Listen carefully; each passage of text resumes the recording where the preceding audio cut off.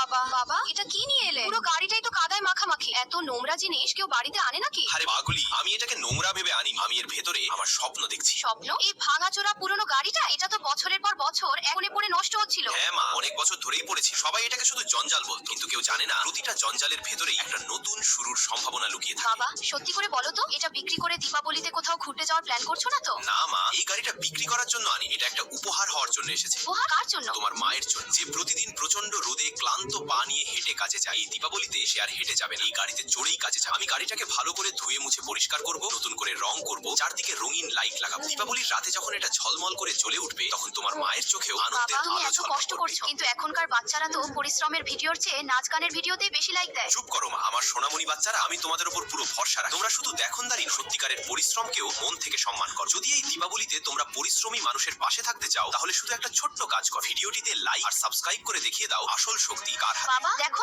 এত এত বাচ্চা সত্যি লাইক আর সাবস্ক্রাইব করে দিয়েছে। সোনামণিরা, এই দীপাবলিতে ভালো কাজ করবে, অসহায় মানুষের পাশে দাঁড়াবে আর কমেন্টে তোমার সুন্দর